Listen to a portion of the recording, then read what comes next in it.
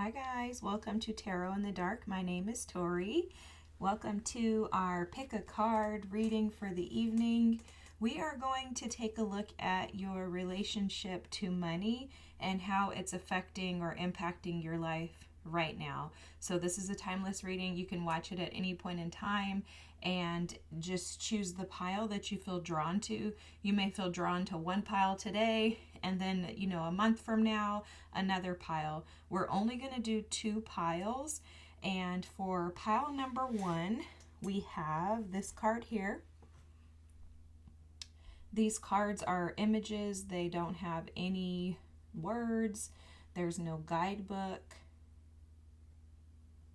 And they're beautiful. So for pile number one, this is your choice. Or I guess I should give a stone. Let's do the lapis lazuli. Okay. And for pile number two, this would be your card.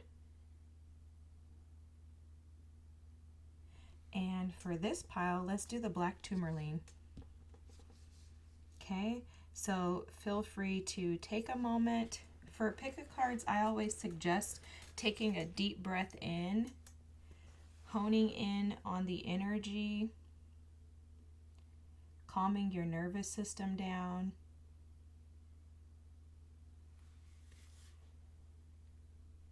Take a deep breath in and select your pile. Again, we have pile number one here and pile number two. All right, guys, I will meet you on the other side. Hi, pile number one. If you chose this card here or the lapis lazuli, this is your reading. So we'll keep this here just for reference. Immediately when I was channeling into the energy, I was picking up on a scarcity mindset. This image here is being shown as a reflection, and I was hearing very loudly that the way that money is impacting you now is by mirroring the way that you interact in every area of your life. So basically, your relationship to money is a direct correlation to what you actually see, feel, and experience around you on a day-to-day basis. So with a scarcity mindset coming through, they're speaking about a history. There's something within your memory, something within your memory bank. So this could be some ancestral karma, a childhood wound, something connected to a father wound potentially. We're going to dig in, guys. I'm just giving what they're telling me and starting off the reading with. You can assess whether or not this feels like you're connected to this energy. If not, you may want to choose the other pile. But there's something connected to a history. There's a history of like a scarcity mindset, or a history of lack, a history of feeling lack even if there is enough. Something like that's coming through. So your money wounds are directly affecting everyday activities for you. They're saying this shows up in the way that you take care of yourself, the way that you care for others, and the way that you receive care or lack thereof.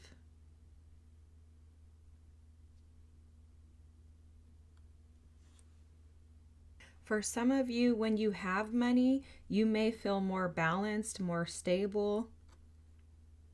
You may also feel more aligned and connected to your spiritual practices, especially with lapis lazuli being the stone. This is a very intuitive stone. It's a stone of being able to connect to ancestors, spirit guides. Also, too, lapis lazuli always reminds me of like the crown chakra. So how you connect to the outside world, which would make perfect sense considering what they're saying here in regards to lapis, in regards to your relationship with money directly impacting your day-to-day activities.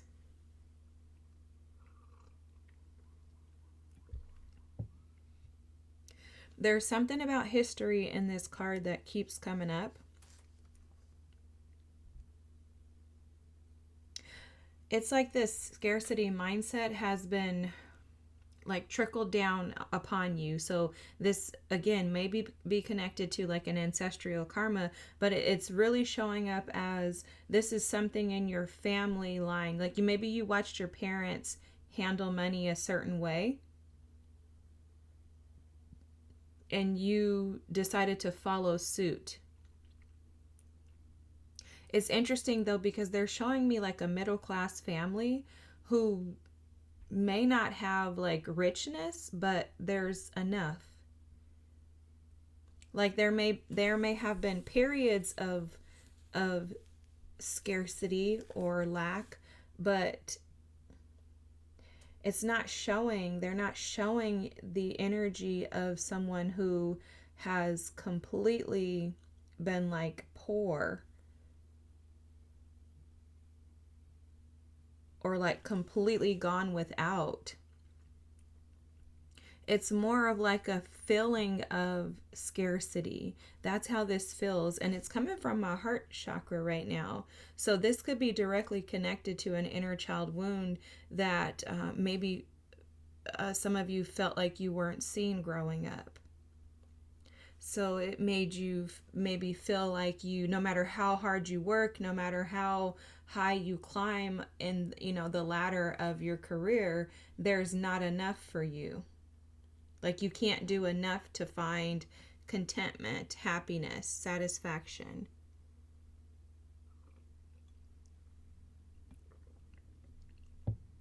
So let's pull some cards. I'm going to keep this here.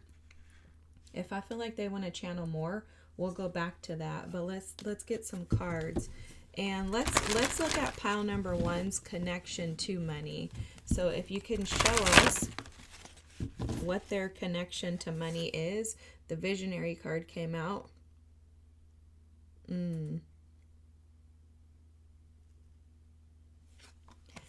Okay, so that's like the visionary is almost like some people-pleasing energy, compromising your own identity for the sake of others being satisfied, like whatever it is that you have. So that could mean at work, doing something that you may not necessarily want to do, but doing it because it brings home the bacon. It's that type of energy.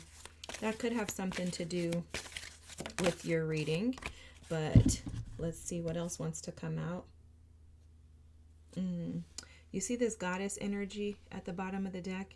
This is exploitation of the female nature in form. This has something to do with this reading too. I'm going to leave that there.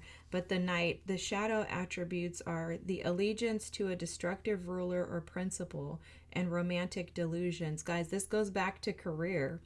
This goes back to money. So your connection to money is based on like an alliance, in a sense that you feel like money may rule you rather than you being the energy that's aligned with money, because your reading has a lot to do with alignment. You'll notice that this is like a mirror and it's like a reflection, but it's two that are one. Okay, so there's something about money being a reflection of you. So you may feel like money has power over you. Okay, pile number 1. So I had a ton of like technical difficulties right in the middle of your reading. So it was a little chaotic for a second, but the interesting thing is that while I was sitting and waiting for my camera to come back online, guess what? I was getting all kinds of downloads. So this alignment and this mirroring that they were showing us has everything to do with your relationships. So your connection to money and the impact that it has on you right now is directly correlated to your romantic relationships. Okay, so they were showing me, for example, the scarcity energy comes up in a relationship, in a sense that you may feel like you are never being looked out for. Like maybe you're attracted to partners, or you tend to attract partners typically who would make you feel like you're in a relationship by yourself. You may feel like your partners abandon you. Maybe you've been ghosted before, or like your partners are present but not actually there with you, okay? This has something to do with romanticizing money rather than seeing it in a practical way. So if you think about this, everything that you do in your romantic relationships, you do with money. So you may overspend. You may find yourself thinking money falls out of the sky. Like, oh, I can just do this and then I'll get some money later to cover whatever bills need to be paid. It's the energy of money will come to me just because. But yet you don't believe internally, which is why they were saying that it's connected to your heart space. You don't internally believe that money is like yours, right? Like you don't believe that there's enough. There's something around maybe desiring that someone else come in and rescue you. They were showing that energy.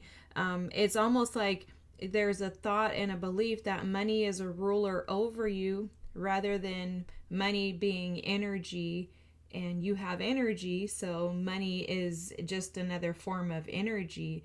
That's why it moves, right? Money doesn't sit stagnant. Like even if your money's in the bank's doing the bank is doing something with the money, right? So it's like the idea that money is, you could either have a really hard time with like giving money away, because scarcity comes in different forms when you're dealing with money. So scarcity can show up as, I have tons of money saved up and I'm not giving this away because I don't know where I'm going to get more. Or it could be being frivolous with it, right? Like, oh, I could just buy and spend whatever I want because it's just going to come back to me. Either way, this money relationship, the relationship that you have with money, is directly connected to your romantic relationships. And that's also why this goddess energy was being brought out earlier, and they were saying that this has something to do with the reading, is because it's the balance of the feminine and masculine that you're more than likely going to be advised to tap into in order for you to be able to resolve your wounds around money. Okay? So let's see what else we can get. I'm glad that little hiccup happened, because gosh, when that happened, immediately they were just like relationships. I'm like, oh, that's why the heart chakra came through. All right, pile number one. Tell us more about pile number one's relationship to money. We're also going to try to look at why your relationship with money is like this and how you can resolve it, okay? That's the goal by the end of the reading. I'm like, anything? There's some holding back. Oh, look at this. Look at this energy here. You see this beneath the surface. So subconscious exploration, hidden emotions, intuitive awareness, inner currents, calm observation, non-judgmental presence, and surfacing insights. I think a lot of you, and I was picking up on this when I was saying it earlier, you guys know I'm a very honest reader. I give the messages as they're given to me.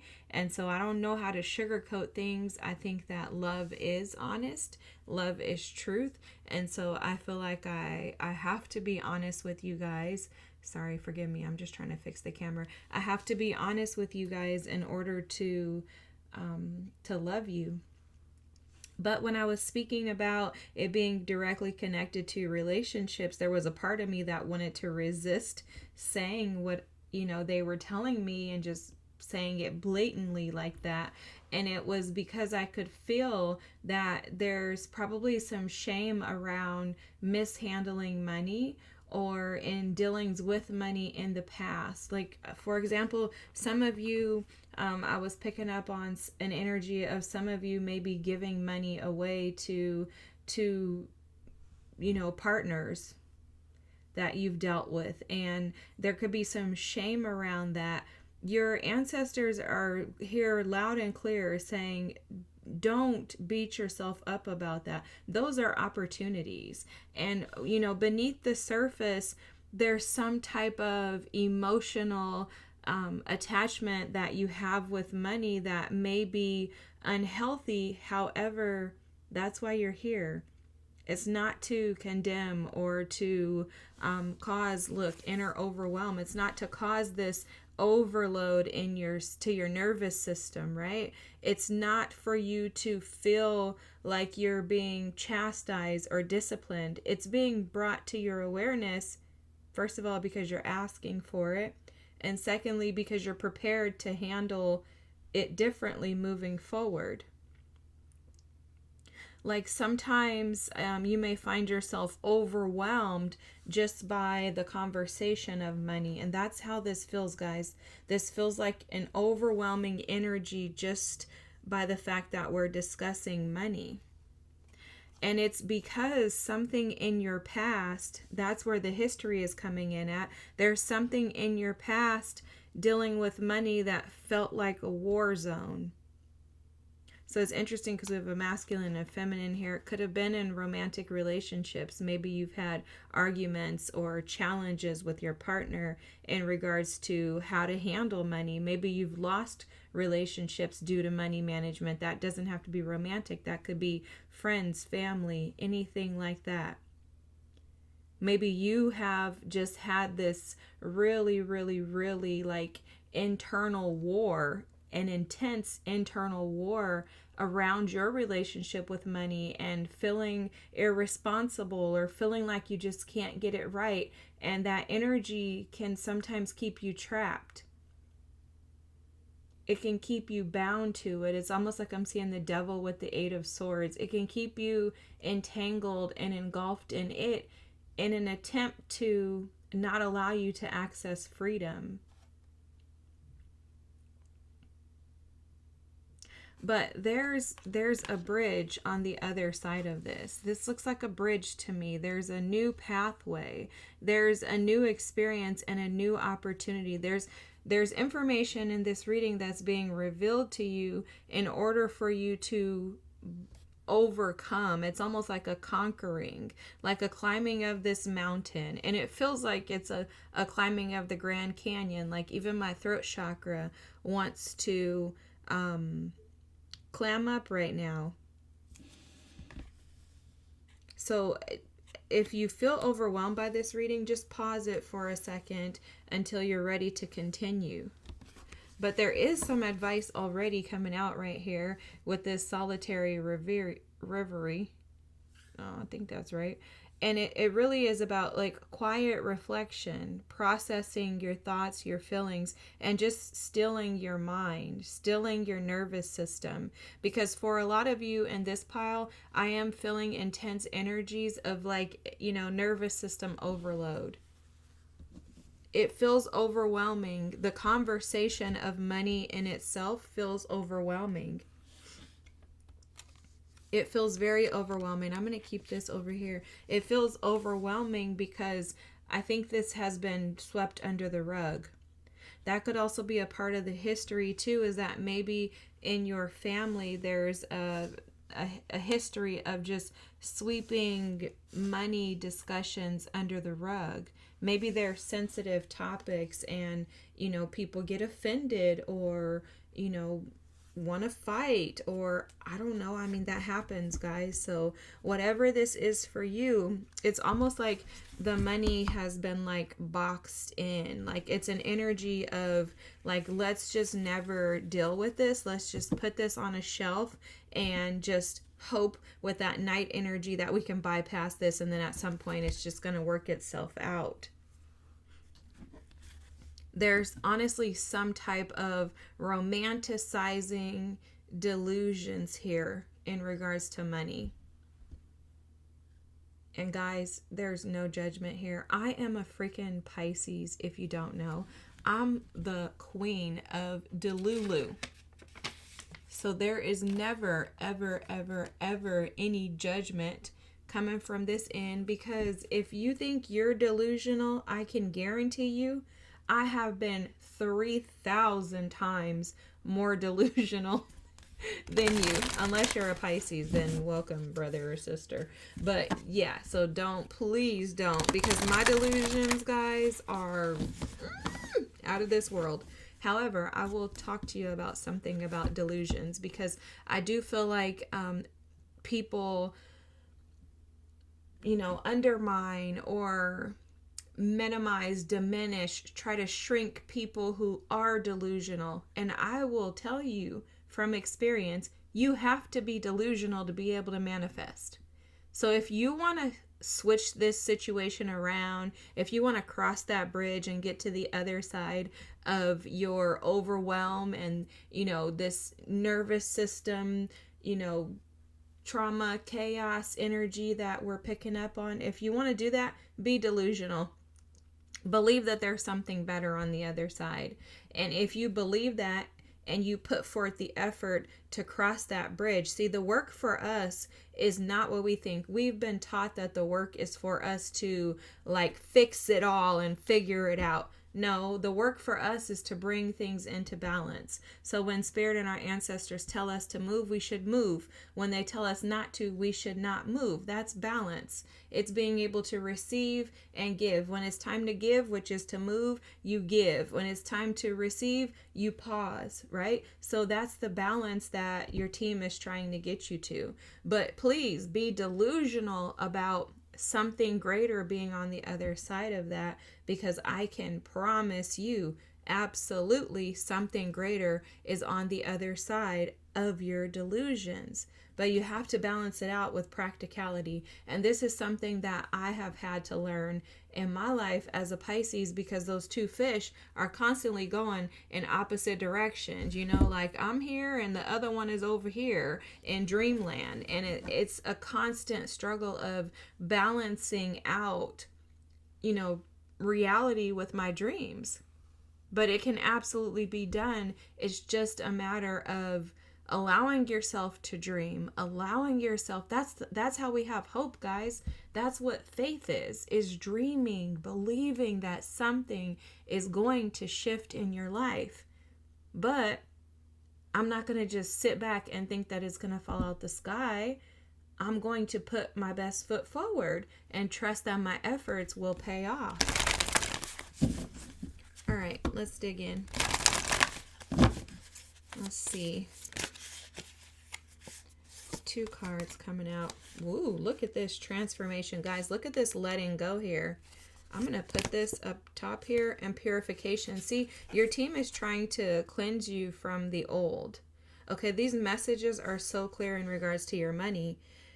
Your team is saying, we're trying to release you from this old. This is a purification process here with the pine spirit. And then the spirit guardian of autumn with letting go. This is like the death card. There's a resurrection and a rebirth, a death and a rebirth that's trying to take place in you to allow this old to go away. It's almost like a removal of the memory, especially with the trees here. Trees hold memory.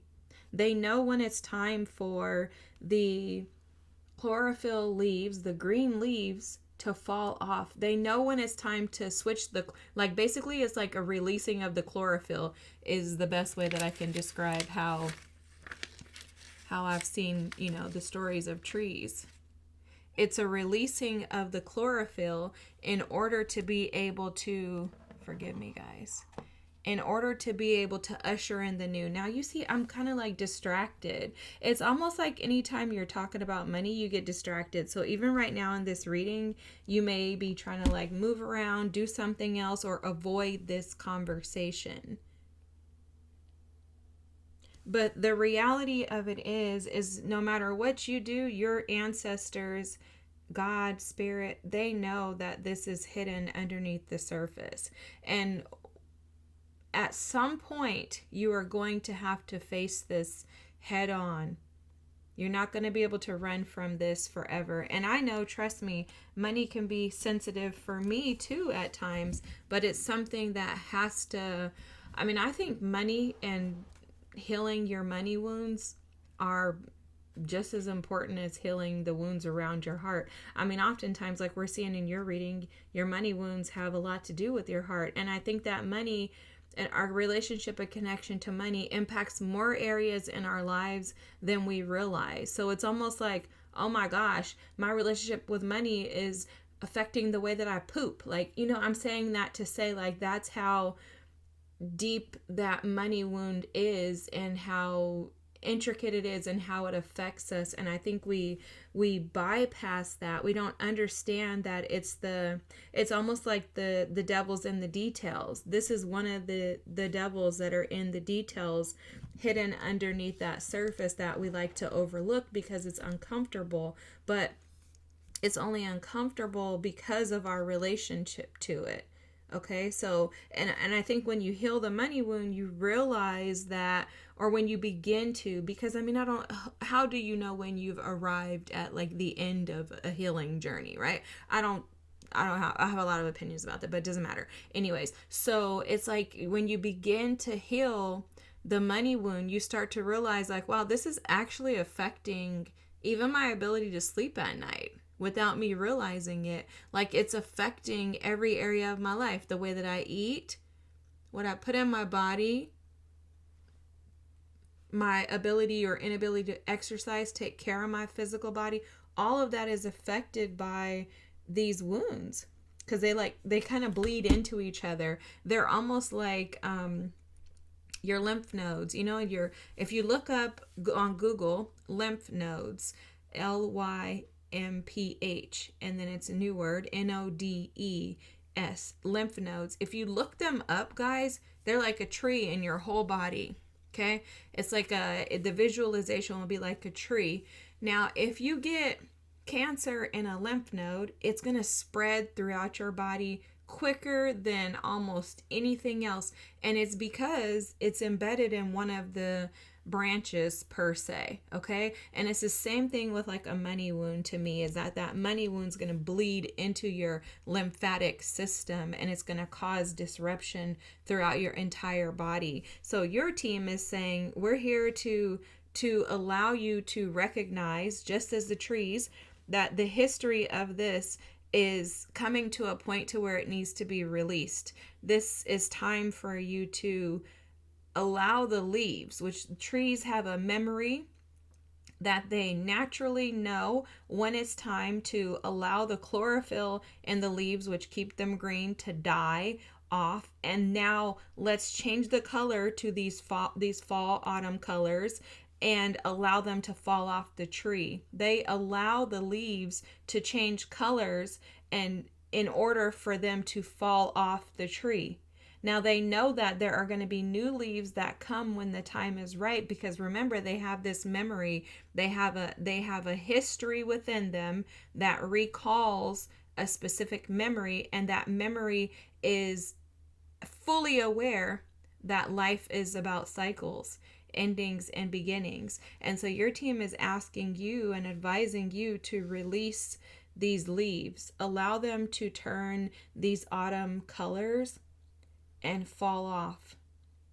You also know in autumn and fall is probably one of the most beautiful times of the year when the leaves turn those colors, right? Those oranges, the browns, the burnt orange, the burgundy-ish, whatever those colors are, combine them all together. Yellows, beautiful, beautiful colors. So there's beauty in this transformation for you.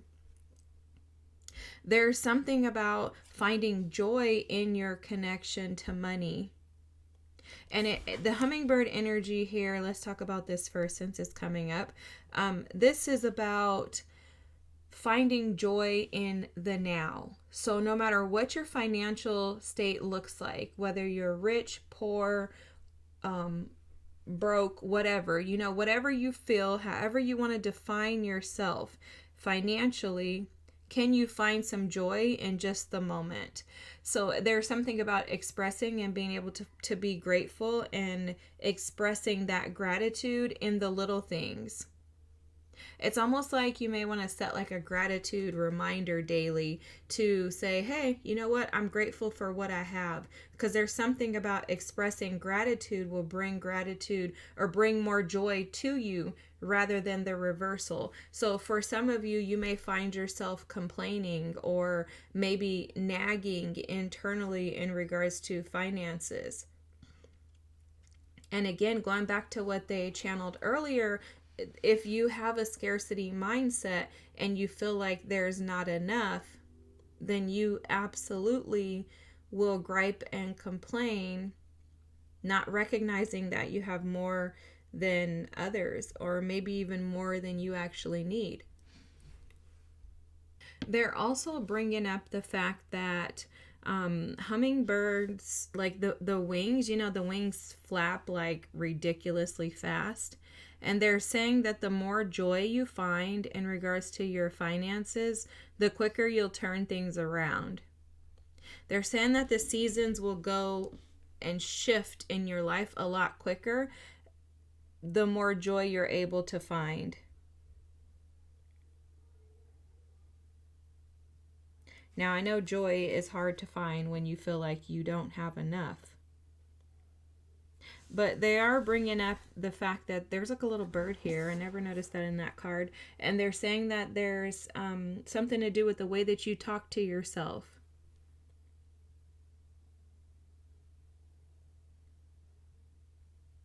The way that you communicate with yourself has the ability to create an overload within your system. They're saying that this has everything to do with what's underneath the surface for you. And that's that beneath the surface energy, right? It's all subconscious energy. And okay. So for some of you, you may have a hard time exploring romantic relationships and really being able to connect with others.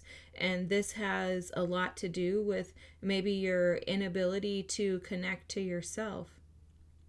And so if you're challenged with connecting to yourself, they're saying that you are going to have a hard time connecting with others, but also you're having a hard time connecting to money because you haven't been able to connect with yourself.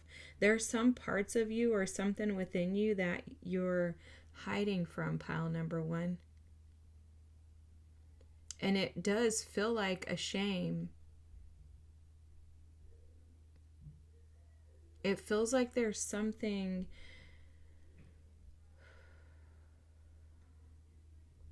like a hole in the system. Like maybe little mistakes that you feel you've made over the years, right? Like maybe you have some regrets about, like I said, experiences that you've had in the past, and that still affects you today.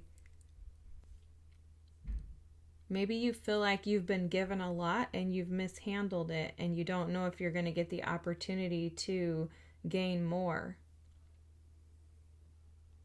That also comes with the scarcity mindset. A scarcity mindset, guys, is something that I've had to constantly work on. And I think for me, I know when it first came up for me, I was like, wow, I didn't realize that I didn't think that there was enough for me. And I think a lot of you feel the same. I think you feel like there's not enough for you. And you may feel that way because maybe others have made you feel like you're a burden, or you asking for something is too much, or like you don't deserve to take up space, because those are things that I've had to explore when looking at scarcity. So you may want to do like here, it says subconscious exploration. They keep taking me back to that. You may want to explore and dig deep within to be able to assess these things for you. There's also, with this transformation energy here, there's something about being vulnerable and allowing yourself to open up to the idea of more. The idea of you being enough is coming through with this pearl. Because see, the oyster has the pearl within. And the oysters typically create the pearls out of fear. So I think that the transformation for you is coming by way of you addressing your fears. I think your connection to money has a lot to do with the fears that you have hidden within your subconscious. And it's, again, in regards to scarcity, in regards to lack, in regards to feeling like you're not good enough, in regards to being able to release what doesn't serve you and open up to what does. I mean, I think your reading is pretty straightforward. Like, once we got past the initial energy, this seems pretty straightforward. So let's dig into the Akashic Record cards, and then we'll get some tarot, and I think they've given a lot of advice too. And again, forgive me for my honesty, but I have to be honest and give you what they give me. I wouldn't be able to sleep at night if I come on here and lie to you guys or scratch itching ears. Like, I can't do that. So I'm sorry if it offends you, because that's never my goal, but I'm not sorry for delivering the truth. Wow, guys. Look at this. Look at this. Okay, so I want to just call attention to this first. I'm not going to read the cards, but if you guys want to screenshot them, I mean, I'm holding them up here, so feel free to pause and take a picture. But I like to just intuitively give you what the ancestors are guiding me to. So the first thing I'm picking up on with this compassion energy is that they are asking you to be more gracious towards yourself, because whoever this reading is for, you are very hard on yourself, okay? Especially pile number 1, the first house is Aries energy, and there's something about just really having a hard time with like getting stuck and trapped in your mind. And I think it has a lot to do with feeling inadequate, like you can't get it right, like you keep making mistakes and you don't know what you're doing, and you just can't seem to keep enough money, or like make enough money, or find jobs that provide enough. There's something like that. So I don't know if you had a parent or someone growing up, a guardian, that just never made you feel like you did anything good enough. And if so, then that's some subconscious exploration for you to do. I did a reading recently, and it talked about the father wound. I really want to do more like father-mother wound readings. I'm really, really passionate about familial healing and, ancestral karmic healing and stuff like that. And father and mother wounds are like a key component in that. Anyway, so maybe check that reading out. It has like a title, something about the father wound, I'm pretty sure, guys. Okay, so let's look here. Take charge. So anyways, back to that compassion. The purpose in that is that your team was just asking you to please. They're saying that's their advice for you, is to please be more gracious with yourself. Give yourself more grace and less like criticism, okay? Try not to be so hard on yourself and expect that you're supposed to do things a specific way, or like try not to set expectations. They're saying the bar gets set way too high, and then you may not be able to meet that expectation because they're saying because you're a human, and then you may be hard on yourself because you didn't meet that expectation. They're saying start small and recognize that those small steps create big action. Okay, it's like a combination or a culmination of a bunch of small things that create dynamic transformation. Okay, that's how they're saying it. Okay, so this take charge. So this take charge takes me back to the energy that they were showing in regards to maybe having a little bit of a savior complex, and maybe you have that for yourself, but they're showing it more so like believing that someone else is going to come in to save you or to rescue you. And this could come by means of believing that you're going to find a partner or a spouse who's going to financially support you. This could mean that you may feel like you are going to, magically get this job or this career or a business opportunity, and you're going to have this massive breakthrough, and it's going to transform your whole life like overnight. So they're saying that some of those ideas and thoughts can be delusional because they don't have any action behind them, and they're imbalanced because it's all masculine energy. It's all feminine energy in the beliefs, but there's no action with the masculine energy behind it. Okay, guys, does that make any sense? So they're asking you to regain control of your financial situation, to start seeing things for the way that they are without so much of the feminine energy. Take on more of a masculine approach when you're looking at your finances, in order to be able to dictate and decide what needs to happen next. Okay, all right, I hope that makes sense. And then here, let's see where to put this. How about there? Okay.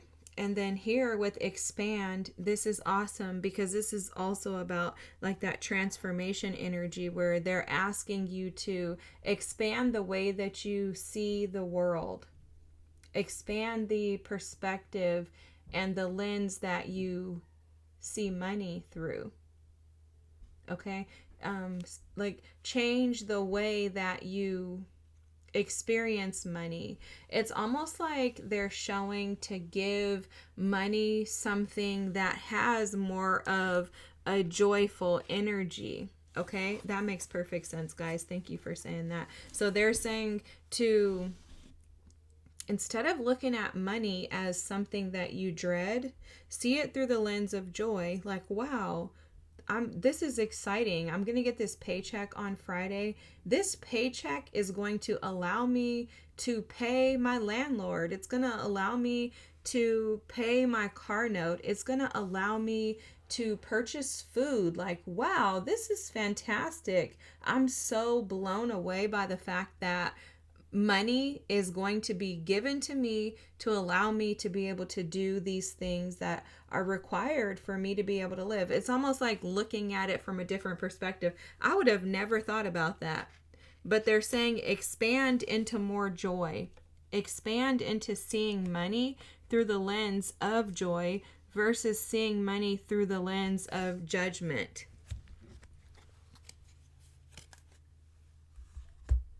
They're also saying to dream more when it comes to what you can do with money.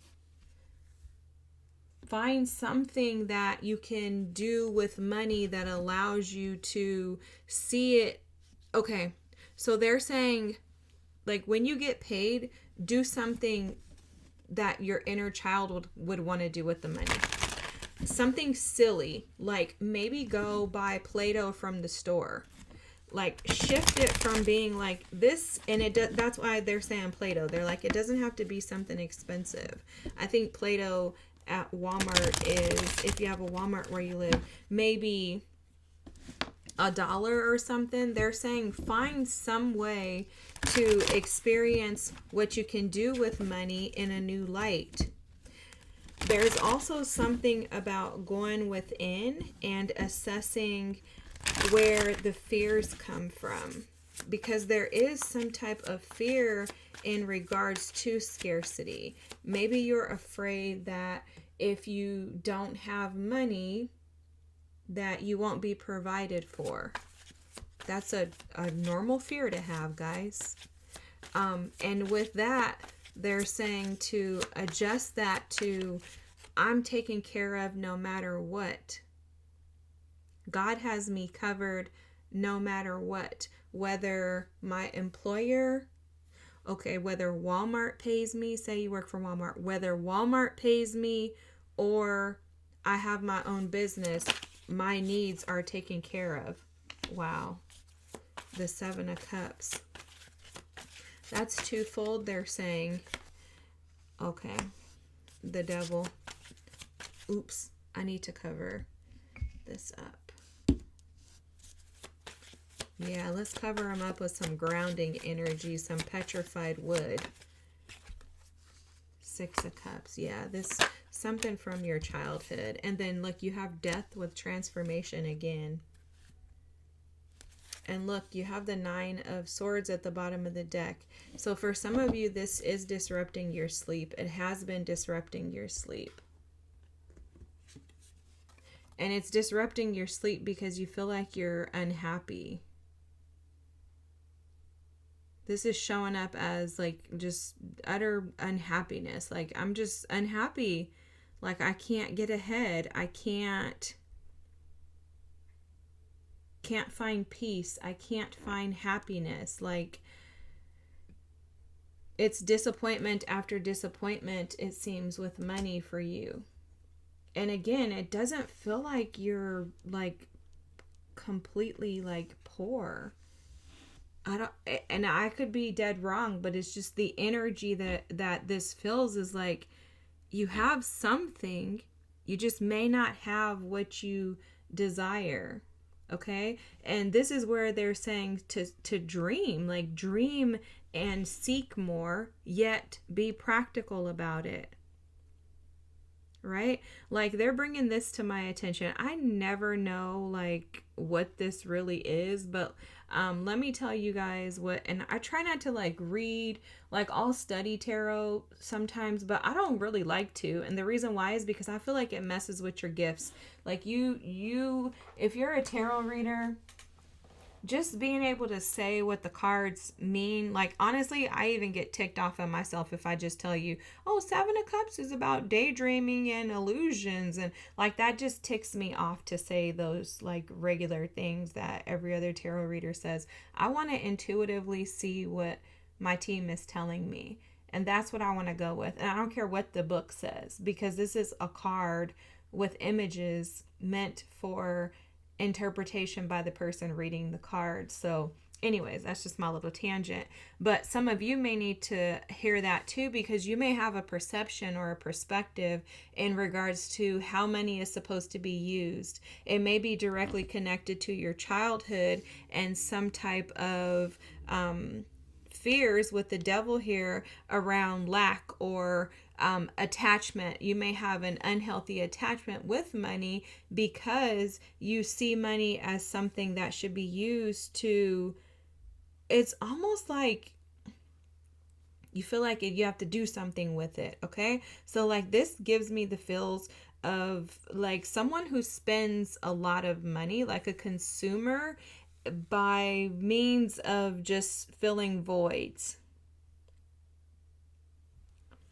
So your scarcity mindset could come and play a role in this by you buying a bunch of stuff in order to fulfill something that is deeply embedded within you. For some of you, this has something to do with not feeling attached, not having healthy attachments as a child is playing a role in your attachment to money today.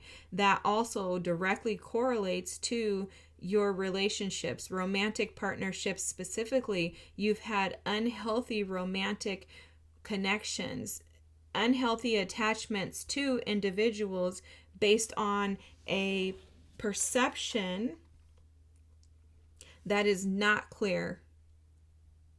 And it's not clear because it's rooted and based in some false narrative, romanticized narrative in regards to how money comes, goes, and should be used. That's deep.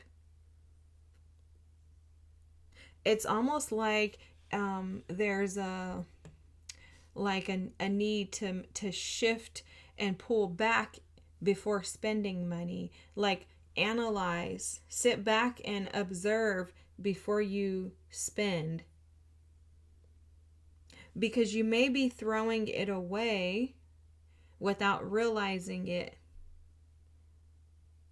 Someone could be involved in some type of addictive patterns or behaviors with their finances, gambling, overspending, something like that. But there's something here that they were showing me a moment ago in regards to like hiding. Something in regards to hiding behind money, maybe. Some of you may use money as like a scapegoat. That could mean using your money for something like excessively buying or spending or splurging as a way of filling a void. Maybe making you feel adequate or validated. Something like that.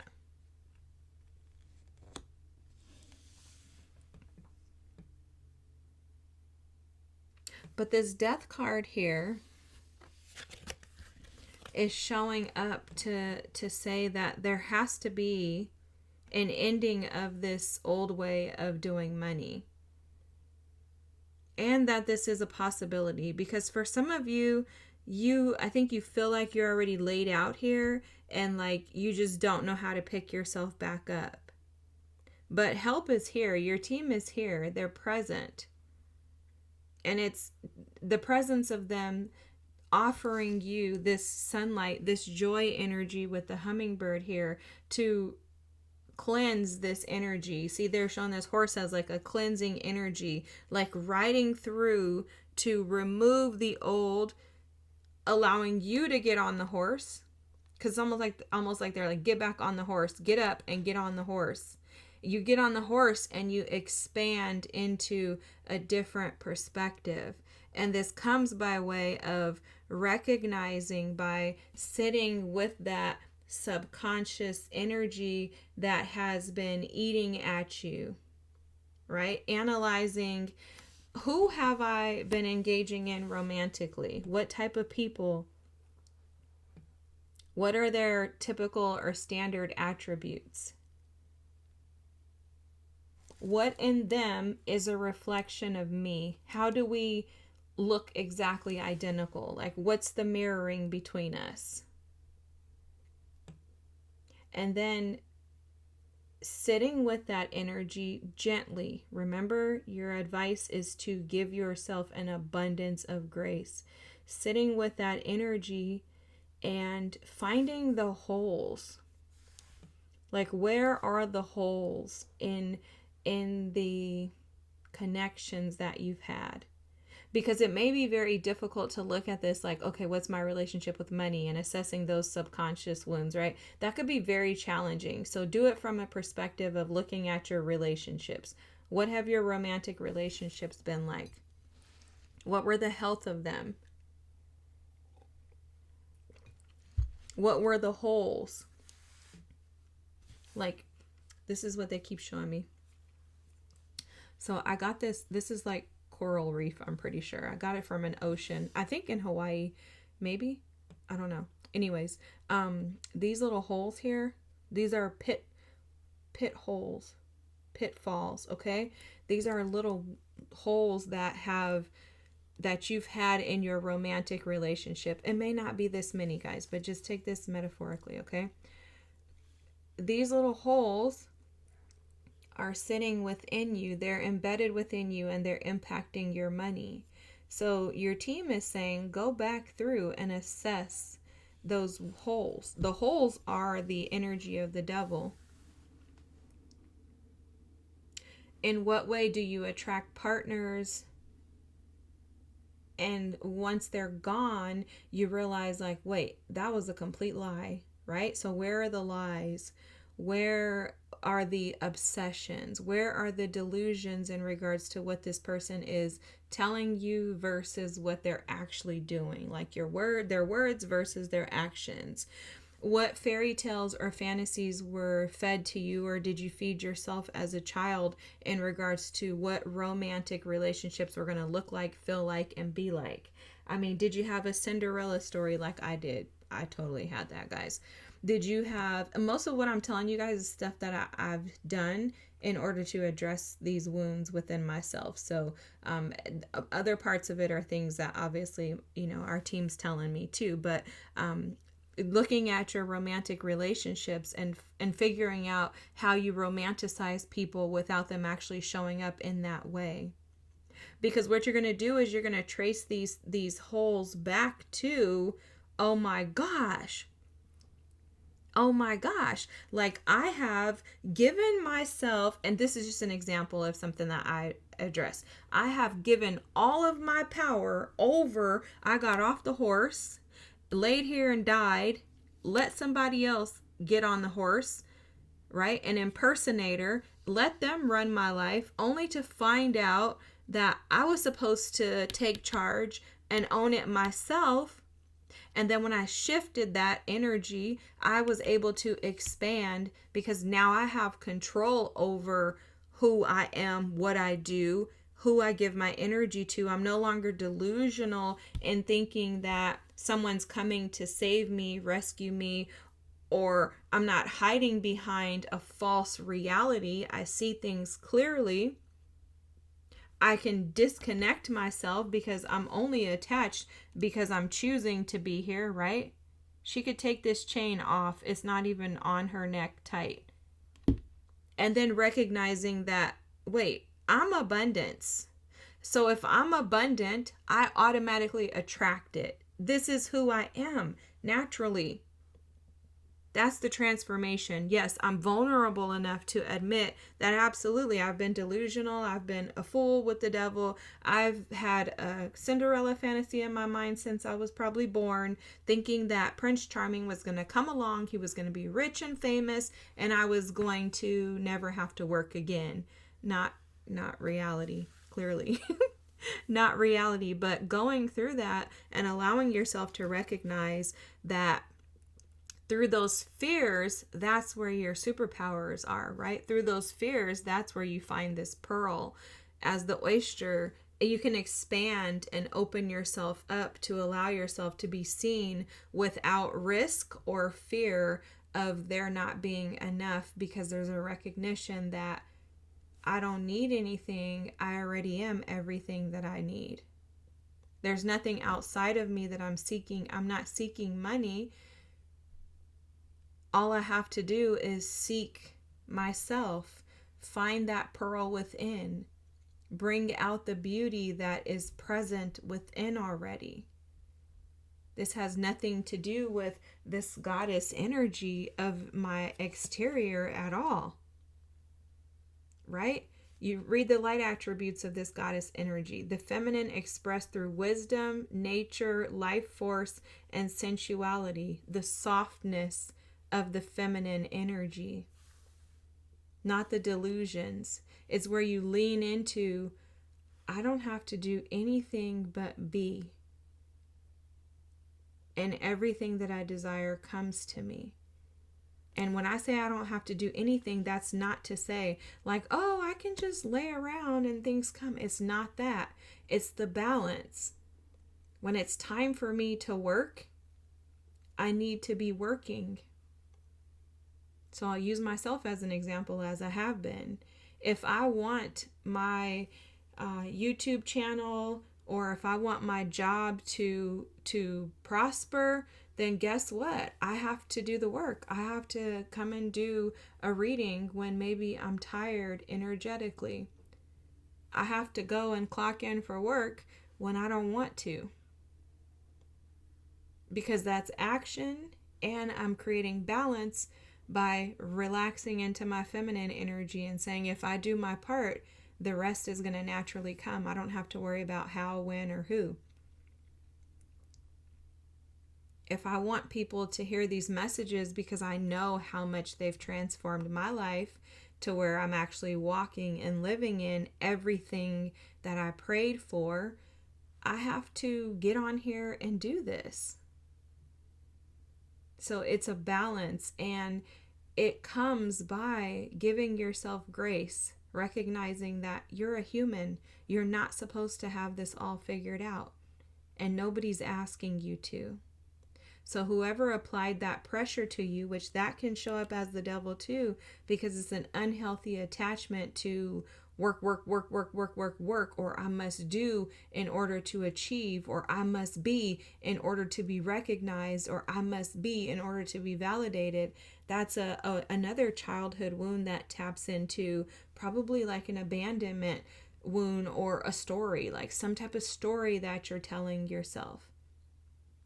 Which I think that's a major theme for you, is that there's a story that you're telling yourself that may not be true. And it may just take you stepping back and assessing the situation as an outsider looking in. No judgment, but extreme grace and abundance of grace. And just being able to see through those rose-colored glasses to see the situation for what it is. And then that's how you shift energy, guys. That's how you transmute energy. That's how you alchemize it. It's just by acknowledging. Like I was talking to my man earlier, and I was saying, you know what? This is how I'm looking at wounds. A wound is like imagine a little bud. I don't know what they're called when you plant a plant. So the seedling is there, and then you start to have a little bud, and it's like a shorter, like maybe this long. Okay, imagine pulling the root out, and it has a bunch of roots at the bottom here. You look at it, that's a wound. So imagine your wounds as you go through these little holes. Pull them out, visualize them as a root. So this hole right here, we see it, we're going to pull it out, and it has a root attached to it at the bottom. That root is embedded and enmeshed with a bunch of strings. Just imagine the roots that are strings, right? That's you. That's a part of you. But instead of looking at it as like, oh, I pulled this root out, now it's done. No, that wound is not going to necessarily just vanish and dissipate, right? But you pulled the root out, meaning now you can see it in its authenticity. You're examining it. You're like, wow, okay, I see the root of this. Now I can transmute the energy by not allowing this root to continue to grow within me. So you pull the root out, and it doesn't grow within you anymore. It doesn't continue to be fed because it's no longer in the fertilizer. And that's how you show grace to yourself. Like, I pulled it out, transmute it, alchemize the energy. I pulled the root out. I see it. I actually have a hold of it. I'm taking charge because I'm holding it in my hand. It's no longer embedded in me. It's no longer stuck there in that hole. So now let me nurture it outside without feeding it. You're not feeding it anymore. It's not fertilized in the soil. But please be gracious with yourself, because I think you beat yourself up and stay stuck in your mental energy of constantly replaying mistakes, errors, wishes, like shoulda, coulda, woulda. That's also coming through with that 7 of Cups energy. I wish I would have done this. I wish I would have done that. I wish I wouldn't have done this. I wish I wouldn't have done that. And there's peace on the other side of this, because the very interesting thing, guys, is I showed you this 9 of Swords, but look at this, the 9 of Cups. As you shift this energy, you're going to go from stress to your wishes being fulfilled. And that's transformation. That's true transformation, when you can take the energy that is stressing the heck out of you, that is unhealthy, making you feel like you have no way out, like you're trapped, and transform that into your wishes being fulfilled and having utter happiness. Wow, my God. So just remember that that's on the other side of your story, pile number 1. This is a beautiful reading. Wow. I am so blessed to be sitting in this energy right now. I hope that you give yourself a ton of grace. Hug yourself. Hug yourself. If you don't know how to hug yourself, take one hand, put it on the opposite shoulder, take the other hand, put it on the opposite shoulder, and just rub your arms up and down and tell yourself how proud you are for allowing yourself to come into this space and be exposed to something that is uncomfortable. You sat through this entire reading. You should be proud of yourself, and you should continue to love on yourself, hug yourself, and encourage yourself that your happiness and wishes are on the other side of your fears. All right, pile number 1, thanks for watching. If you wouldn't mind leaving a comment, feel free to like and subscribe. I'm like, what am I supposed to be saying? Please like and subscribe. Have a great night, guys. I'll see you next time. Thanks for watching. Bye. Hi, group number 2. If you chose this card here, this is your reading. Okay, guys, immediately I was getting channeled messages. So it was 333 when I was getting ready to start your reading. Also was getting messages in regards to fear. Also, you could have chosen the black tourmaline. Sorry, I just kind of jumped in. I'll set that to the side for now. That's a protective stone.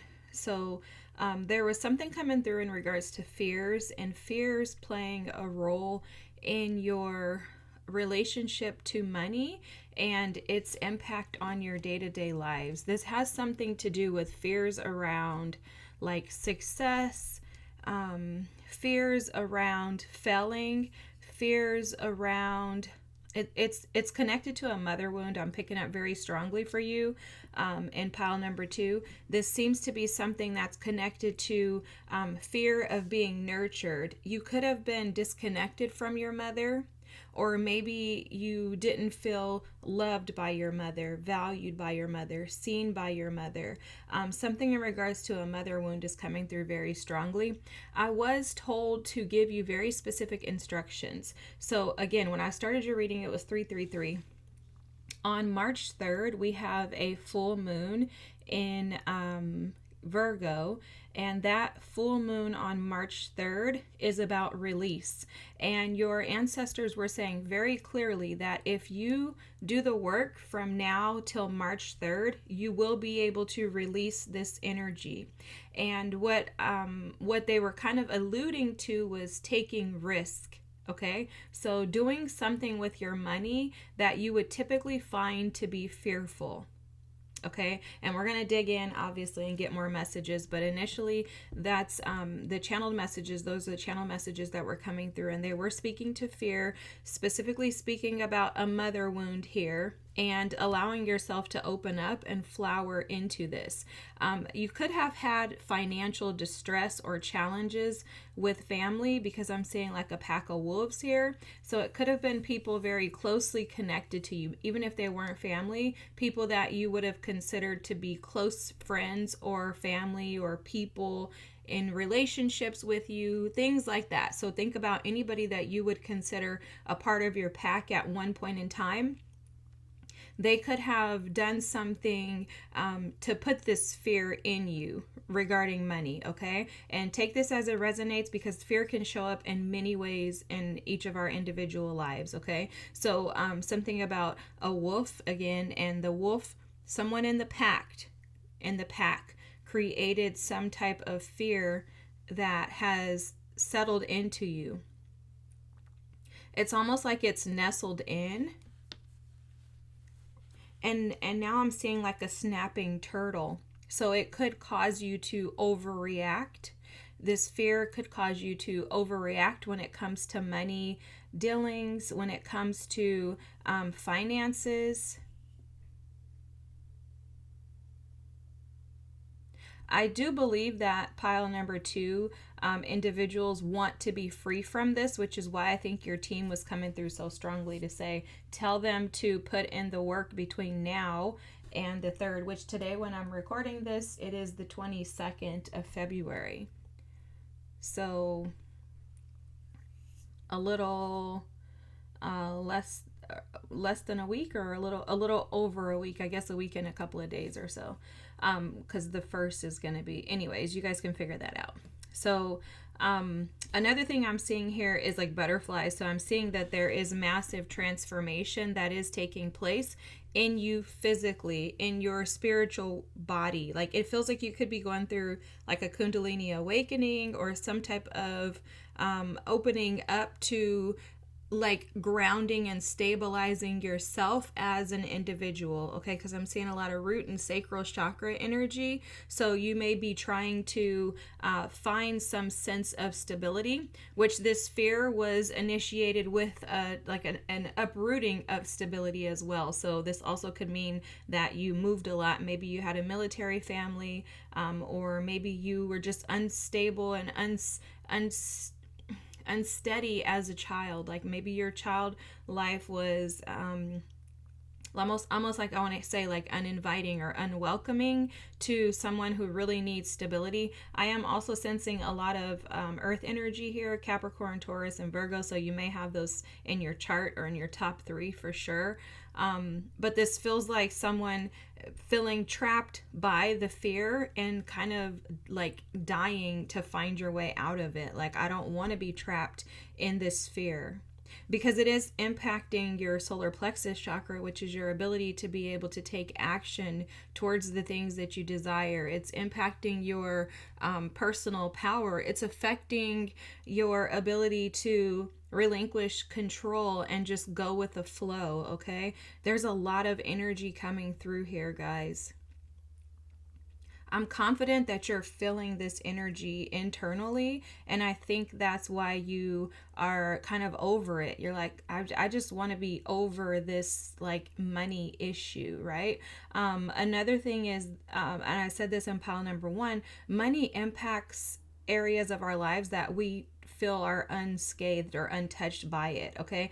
Money is almost like, to me, like a portion of your heart chakra, because in order for money to be what it's supposed to be in our lives, we have to allow ourselves to open. And oftentimes when we are closed off, it is due to fear, and it stems from something that was painful to us, which would be rooted in the heart chakra. So it's almost like if you can envision like your heart chakra being like the core of you, and all other issues in life kind of stemming out of that, or kind of growing and blossoming out of that heart chakra center. That's what money is. Money is impacted by your heart chakra, because in order to be able to give, you have to open yourself up. And in order to be able to receive, I think you have to open yourself up even greater than giving, because it requires a level of vulnerability.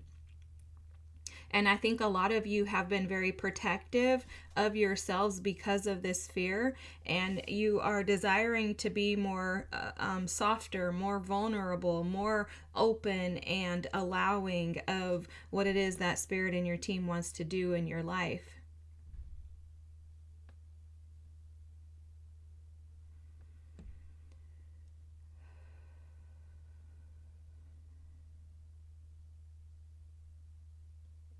There's something about reversing this energy, okay? Like, they're showing me this hand here, and it doesn't fit the rest of her. Like, these hands don't fit her. So there's something about reversing this energy by shifting it to align to your authentic self.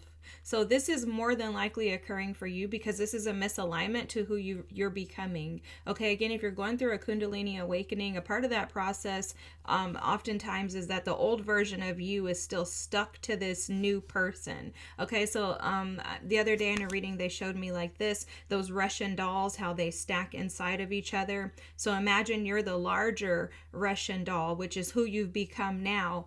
Yet those 2 smaller Russian dolls, or 3, however many are in there, are the old versions of you that you've kind of done away with. Well, they're still sticking onto you. They're still attached. So you could feel misaligned because you're going through this awakening and you're shifting from the old self into your higher self, and it's uncomfortable, it's uneasy, but it also is going to bring up all of these energies that are in the lower self in order for you to fully rise to your highest self in the moment that you're in at the present.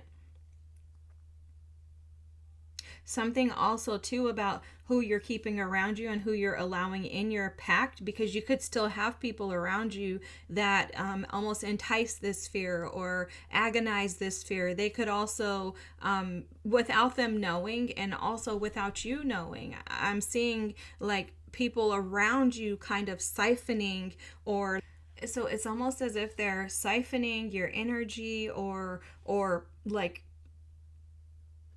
literally, like I said, like pouring water or pouring fuel onto the fire that's already lit within you. It's like they ignite your fears. And so if that's the case, you're just being cautioned to be aware of those around you, because sometimes we can't avoid being around people, guys. Like I think in the spiritual community, people can kind of take things to the extreme. Like, how are you going to get away from, your parents or your mother-in-law? Like, I mean, I think some stuff is just not really like you can get away from them, but also I think personally, and this is just my opinion, but I'm not spirit talking right now, but my opinion is you can take advantage of those opportunities to learn the lessons on how to protect yourself around energies that are disruptive. Now, I'm not saying subject yourself to people, because I have stepped away from people, even in my family, my grandmother, my family members. I've intentionally moved myself away from them for a period of time in order for me to be able to grow and to develop and build up the strength to be able to come back and identify as an individual and not fall into the kind of like playpen that they would want to put me in or fit me in. So I'm not saying you have to just put up with people, but also sometimes it's not that easy to just get away from people. And so I'm just giving grace to that, because I think sometimes, like I said, in the spiritual community, it's like, well, just get away from them. Okay, what if this is how, I have a place to stay? Like, what if I don't have anywhere else to go? You want me to just pack my kids up and go live on the street? Like, like there's, like I said, there's circumstances where you just absolutely can't get away. So to me, it's like, take advantage of the opportunity to gain the lessons that you can to strengthen your inner core and your inner self, your inner man, in order for you to be able to find a way to get away from them, or until you can get away from them. Okay. All right. Let's go back to what Spirit and our ancestors have to say. I'm getting rid of myself. I'm absolutely seeing external forces here playing a role in your relationship to your finances. I'm seeing outside energies. It's not necessarily like a spiritual attack. It's more so like energies that you may have allowed to disrupt your finances. This could also fall in the lines of like not wanting to give to others, or not wanting to give, period. Like some like hoarding of your money because you're afraid that people will take advantage of you. But it could also be the complete opposite, which is overgiving, doing things with your money to make yourself feel good about who you are as an individual. So either one of those, guys, or something in between. I mean, there's so many variances to to things. So let's see. Ooh, okay. Yeah, so let's look here first, because I want to just speak to this. So you see this Advocate? This is exactly what I was just speaking to. It would be embracing negative causes or committing to causes for personal gain. So this is almost like an overgiving, like you're afraid of losing people, so you overgive just to keep them, right? To, again, to validate, something within you, to validate this mother wound within you that was not validated, seen, nurtured, and tended to. Something like that is coming through, guys. So it's, and that's probably why they were saying to be careful as to who you have around you. If you are an advocate, it's only natural for people to recognize that energy within you. There's always a saying in church, test the Spirit by the Spirit, and I really believe that that's the truth, because what we don't recognize is that spirits are energies, and they can read and pick up, what you put out is what you bring back to you, right? So it's almost like the energy of you being an advocate, one who wants to stand up and defend the defendlessness, right? The ones who are unable to stand up for themselves, you wanting to be the one to support them, give them love, nurture them, give them what you didn't receive, is how this feels, guys. So the fact that you are that energy, that's what you put out. People who see that and who want to take advantage of that will automatically be sucked into you, drawn into you, and they're reaching out to you for you to save them from the energy that they're not willing to look at within themselves, because more than likely they probably have a mother wound, so they're projecting those fears upon you, calling you in with an attempt that you're going to save them from themselves, and then that doesn't actually happen. I know that's kind of deep, but work with it, okay? Or take it or drop it off if it doesn't resonate with you. So the card that came out for you is the Alchemist, okay? Now, the interesting thing is that this is what Spirit was showing with you with that butterfly metamorphosis energy that I was seeing earlier, and them specifically saying that if you work with the energy through the full moon on March 3rd, you will be able to release these fears, but it's going to require that you take risk. In order to alchemize energy, you have to be willing to do something that has never been done before. They're bringing to my attention the science, theory and hypothesis, and, coming up with these ideas, and you created an idea and a theory, and you hypothesize how it's going to turn out, right? And in doing so, you have to test. You have to have several variables. You have to have several options. So that would be like this, okay? Like, you have to have several options available to you, and you have to test them all individually with the original state. So, okay, test number 1. Okay, this is our variable number 1. I'm going to ask Spirit and my ancestors to tell me who to give money to, and I'm going to give it. Okay, so say for example, you're out and about, you're grocery shopping, and Spirit's like, give $100 to this homeless man. And you're like, bro, like $100? That's crazy, right? You're like, no. Okay, test it out and see what returns back to you. See how you feel. Now remember, and I explained this a little bit in group number 1, money is energy. You are energy. So what you put out, you're receiving back. Okay, so say for example you do that. This is alchemy, guys. Variable number 2. I am going to not spend anything on myself when I get this paycheck. When I get paid, I'm only going to buy what I need. I'm not going to spend any money on Amazon. I'm not going to spend any money buying anything extra outside of what I need. Okay, test that. What comes back to you? Number 3, I really want to get a facial, but it's expensive, and I just don't know that I can afford it. Okay. Are your bills paid? Do you have everything you need? Can you pull $20 out of every paycheck to get you to this variable? Once you get the money, you've poured into yourself good energy, filling your vibration up. Okay, now next, let's see what you get out of this, right? So basically, and I'm not going to do another one because I think you guys get the point. The whole goal is to do something that you would not do with the expectation that you're going to get a different result than you typically get. See, the definition of insanity, almost everyone does. It's doing the same thing over and over again and expecting that you're going to get a different result. What you're doing is alchemizing the energy by saying, I'm going to do something I've never done. Could be something not as simple, but as simple as saying, instead of me worrying about how I'm going to pay my bills this month. I'm going to go to work, do what I'm supposed to do there, and trust God. I'm not going to try to kill myself doing all these extra things. Like maybe some of you work, say for example, you work a 12-hour shift. I'm not staying 16 hours. I'm just not doing it, okay?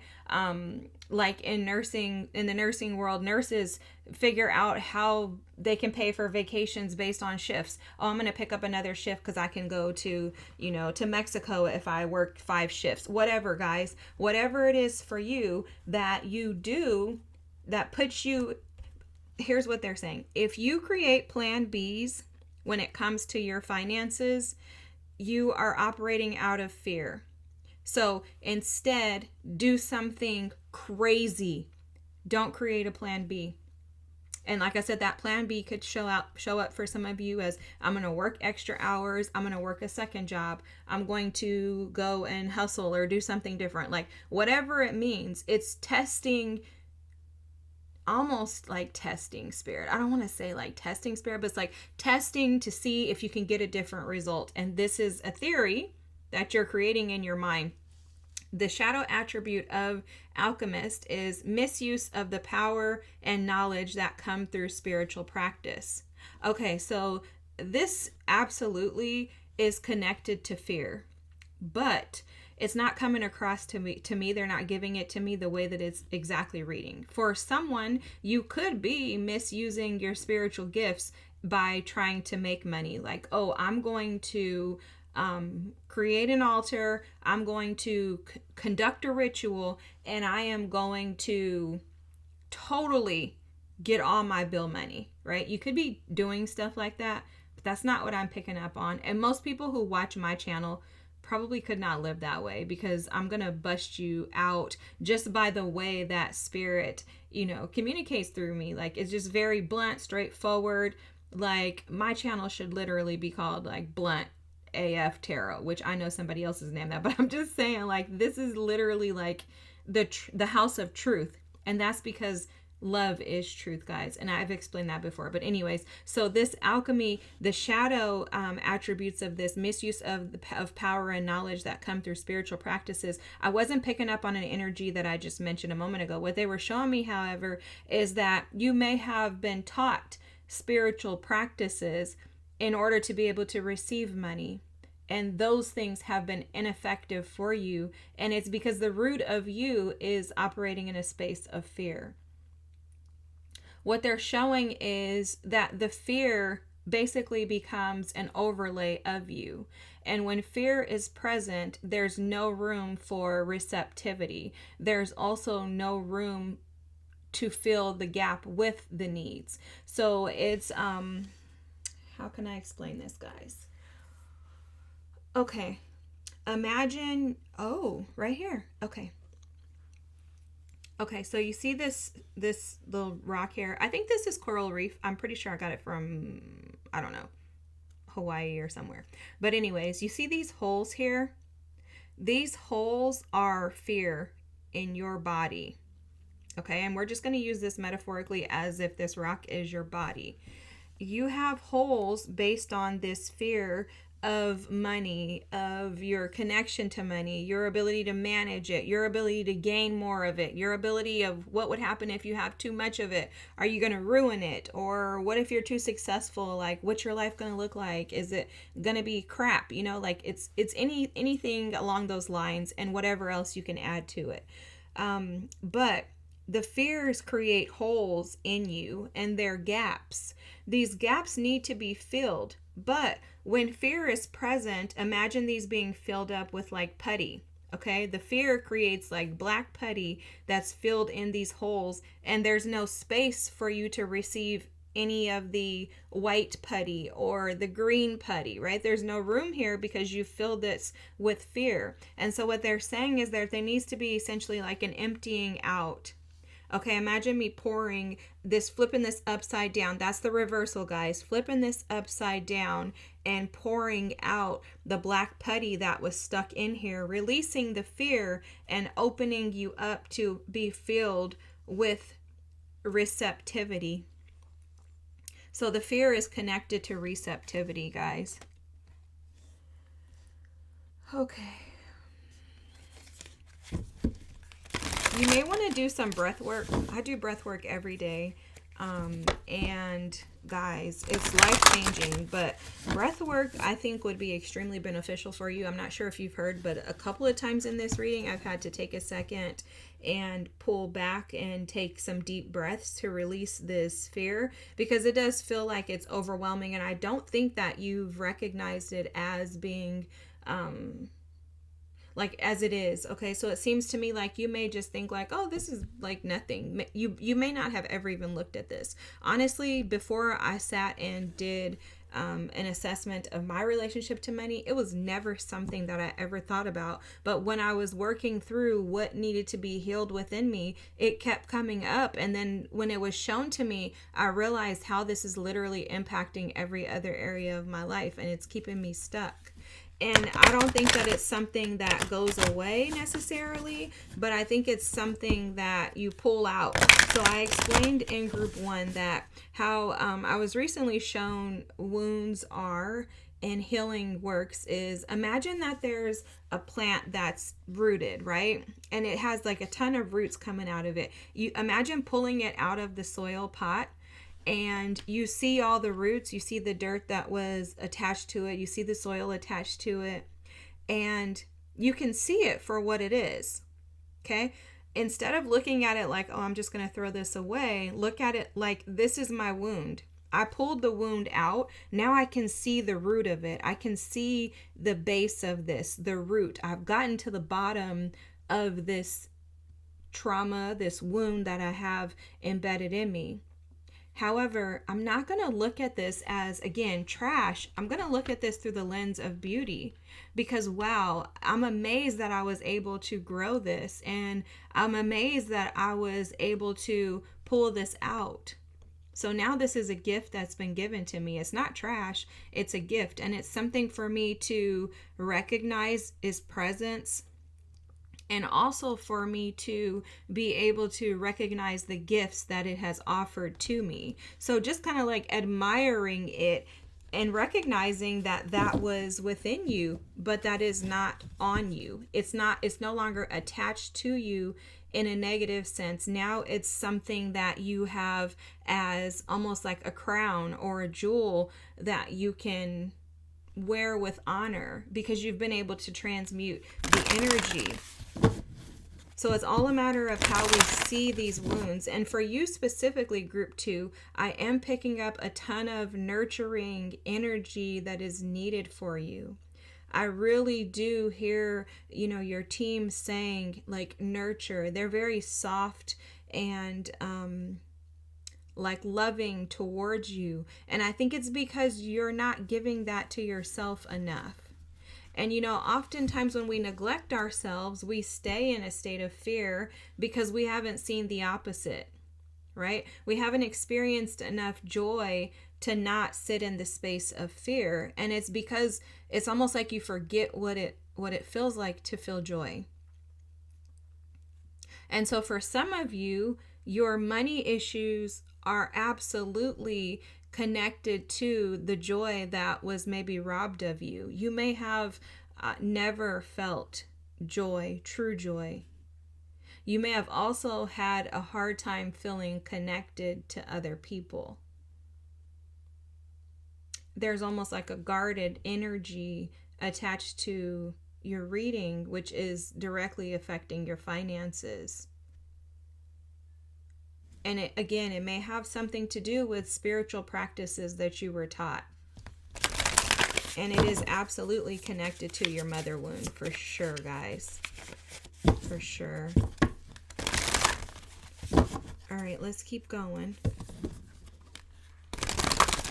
You may want to purchase a black tourmaline stone too. This is a stone of protection, and I definitely feel like you are learning and gaining lessons, but it doesn't hurt to have, some protection. These stones, for me, guys, don't do anything magical.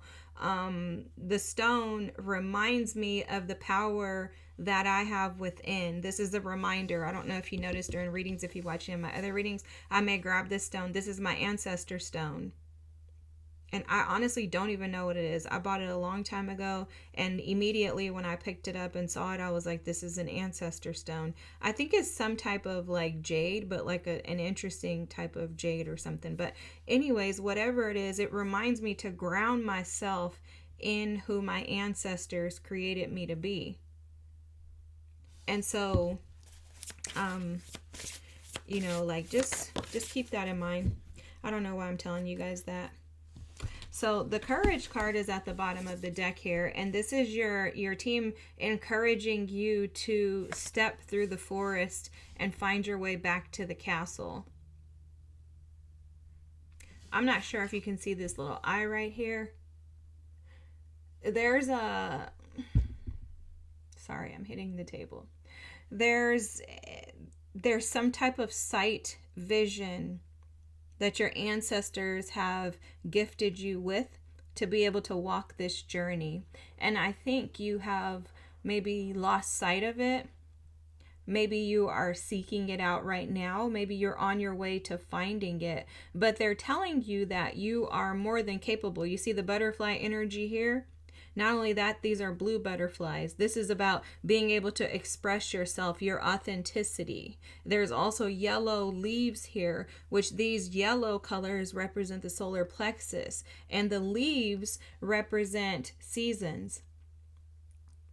So it's almost like your ancestors are saying, you may feel like you're in this forest in the like lower part or portion of it to where you're not seeing the light at the end of the tunnel. You're not seeing the castle. You're not seeing the rewards, the benefits that are on the other side of your risk. But if you take these risks, it's going to allow you to see how strong you are. It's going to give you more courage. It's going to encourage you. It's almost like I'm hearing the lion has no heart.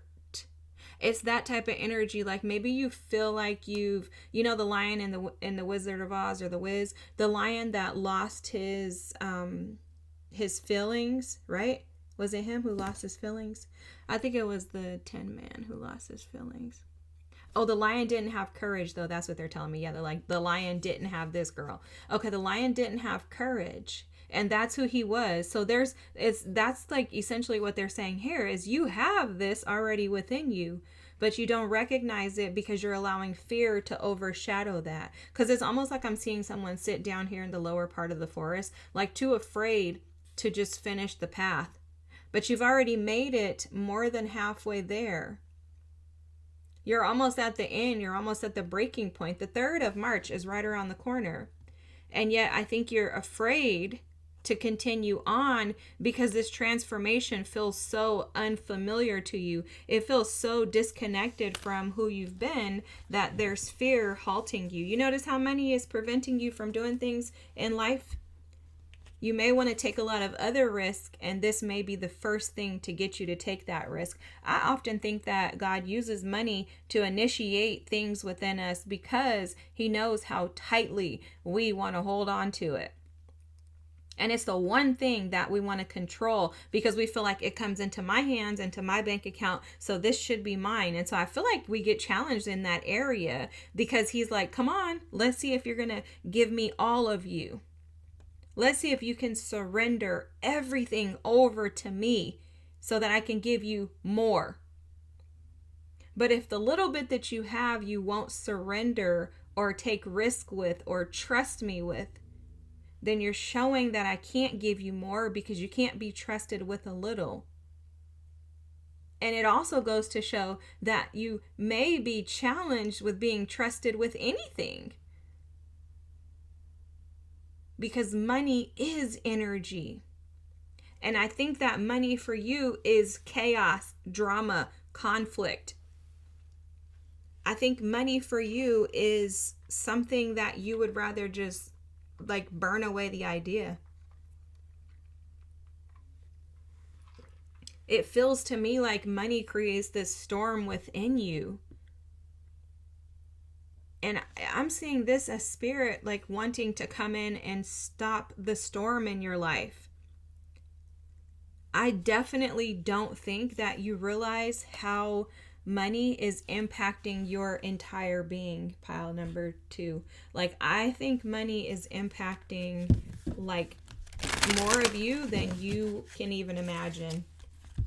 And I think if you do away with this energy, this fear that's connected to money, and allow yourself to feel safe within yourself and your connection to the divine, I think you will really, really, really notice that your life shifts entirely, like literally the reverse of what you're in right now. This card wanted to come out. Okay, I'm taking this because this is, nothing else is even going to come out because this is the card. Okay, this private universe. This absolutely is an inner child wound, guys. This is about inner depth, personal awareness, your internal world. I think this is absolutely about this right here, your internal world. And the patterns that you've created based on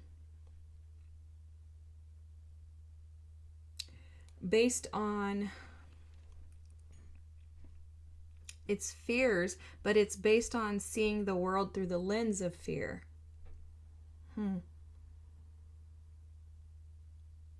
So there's a lens of fear that you wear in all areas of your life, they're saying. They're saying money is just like the tip of the iceberg. The entirety of you operates from a space of fear.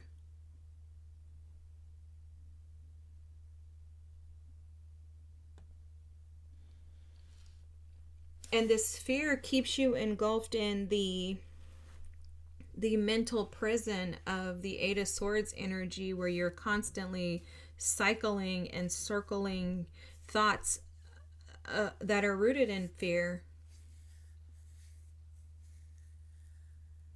And that kind of bleeds out of you through your patterns. Guys, the bottom of the deck here is shame. Wow, shame and obligation. I'm taking these. You could have this fear due to some sort of shame.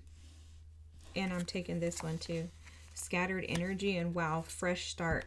Man, I'm telling you, and release attachments. Guys, your team, let me tell you, pile number 2, your team is no joke. Okay? Whoever you don't even understand the level of protection that you have around you, nor do I think you realize the power that you have. I'm not going to read the cards here, guys, but I will hold them up while I'm talking about them so that if you want to screenshot, you can. But this shame card is literally carrying something that doesn't belong to you. Okay, so what I'm picking up on energetically is that there's some type of shame around this mother wound that is directly connected to the shame is connected to every area of your life, and it keeps you in a state of obligation to where you feel like you are responsible for things that you shouldn't be responsible for. It's almost like it keeps you entangled and engulfed in, and this may be the wolves, right? The energy of keeping people in your pack that don't actually belong there, or keeping people in your pack that take advantage of you, or maybe they use you and you feel obligated. You feel obligated to tend to them. You feel obligated to care for them due to fears. So how this feels right now is that they're giving me the energy of someone in your family that you constantly are caring for due to some sort of shame. Your shame is connected to your mother wound. And please take that and interpret that however that fits for you. But the shame, they're saying clearly, they keep saying, is directly connected to the mother wound. The obligation is connected to the fear that's connected to this shame, which makes you feel like you're obligated to do something for these people or person or anybody, okay? Could be more than one person, but it's something to do with family. Somebody in your family, they're saying. You feel obligated to tend to them due to some shame that you feel from a mother wound that you have. And it's connected to fear. If I don't complete this obligation, then what's going to happen to them? What's going to happen to me? So maybe like some codependency, or I need to do this for them so that I have somebody to love me. Something like that. And guys, that would, thank you, team. You guys are freaking amazing, guys. Your team is amazing. Okay, this is directly connected to a mother wound. Because when you don't feel loved, validated, accepted, and embraced by your mother, when you're not nurtured by your mother, then you seek that nurturing in others. You seek that validation in others. You seek the acceptance in others. And you live in a constant state of chaos because you're afraid constantly that you are going to be alone. And it's because your mother is the first person to nurture, to tend to love you, and to support you. And I'm hearing your team say, you're not obligated to do that. Your obligation is to yourself, and to yourself first. Your obligation is to tend to that wound within you, that mother wound within you that keeps you trapped in feeding and pouring into situations and things and people, only stirring up chaos, only intensifying the chaos you've already had within you. It also creates this scattered energy in you where you feel like you are overwhelmed. That's that chaos energy, guys. This is an overwhelming energy of feeling trapped in a vortex, chasing something that you'll never attain. Oh, it says, I never read these cards, guys. This is causing you to feel exhausted and overwhelmed. Oh my gosh, that's exactly what I was feeling there too. You have too much on your plate and have lost your focus. Prioritize your well-being and create a new plan. Guys, I'm going to shut up, okay? I never read these cards because I like to just intuitively pick up on what they're telling me. But look at, it says, and create a new plan. And look at your next card. Fresh start. Starting over. Praying more is coming up for you. Seeking spirit more. Going within more. Honestly, this is giving me like an inner lotus energy. I think they mentioned something like that earlier in regards to like pouring into yourself. Did they? Or was that something else? Pouring into yourself. You have more power than you believe. Guys, I just looked at this. Look at the bottom of the deck. Release attachments. Oh my gosh. Because you're depleted. You're exhausted, guys. Pile number 2. Release these attachments. Attachments to you being the void that other people need filled. That's not your responsibility. It's affecting your finances. It's affecting your finances. And I know how this feels, guys. If you're a mom, you know how this feels. Okay, because sometimes I feel like my child is siphoning me dry. But I recognize that if he is, it's because of me. It's my fault. It's like, you need to get it together, da-da-dum. Like, you're doing this to yourself, you know? So I understand there's a balance that has to be created. And that balance is, in my opinion, just pulling yourself back before you take actions. Pulling yourself back. There's so many times that I want to just rescue my son. If he needs anything, he has an allowance, guys. And when he goes over that allowance, trust me, I'm like, oh, I need to help him. And then I have to remind myself. And I do that by pulling back and praying first. Before I take any actions with my money, I sit back and I pray. Should I be doing this? Is this beneficial to me?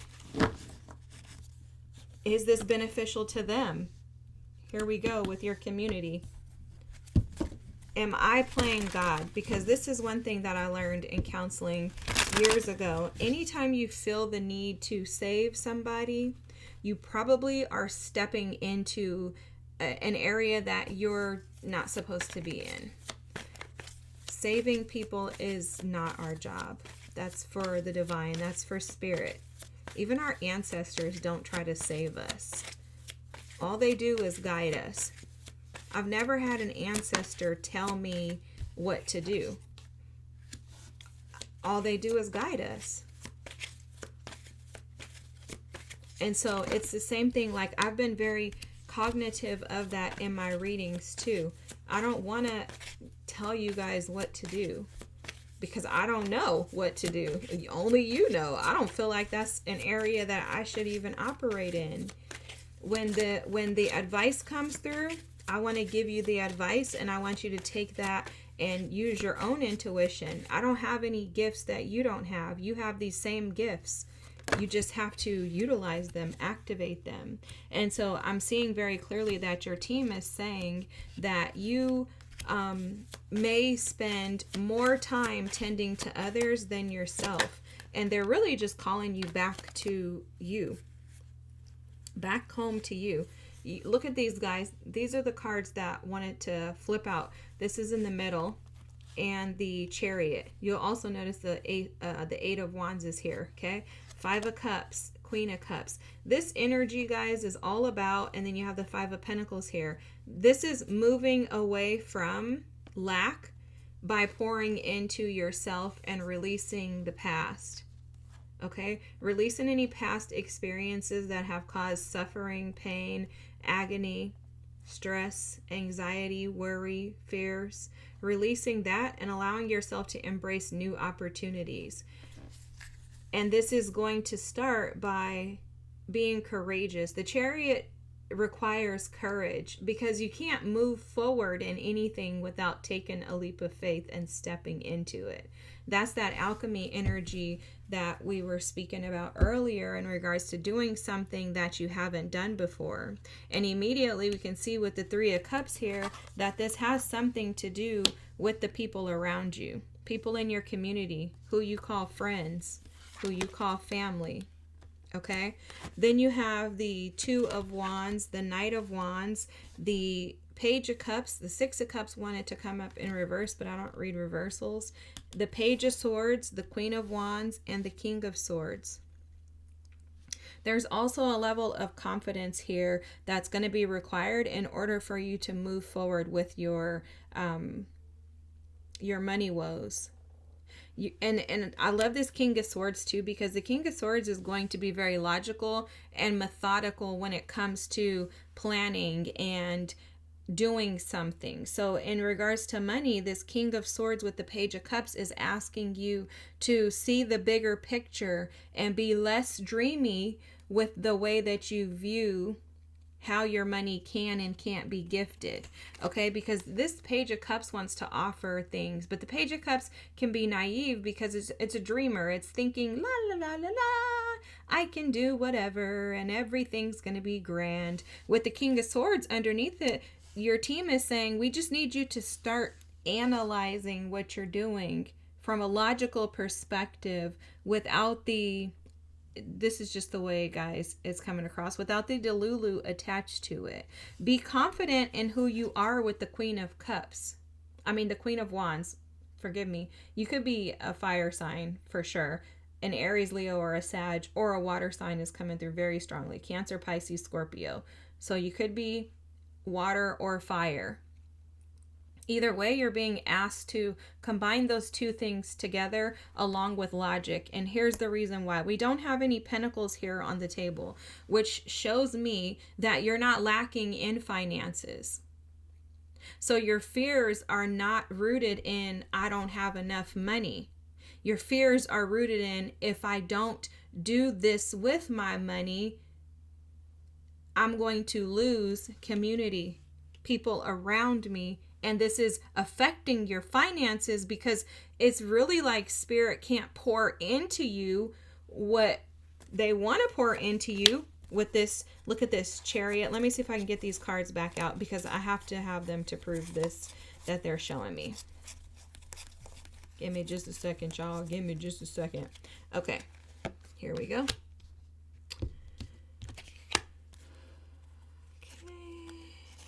Then the 5 of Cups, this and this.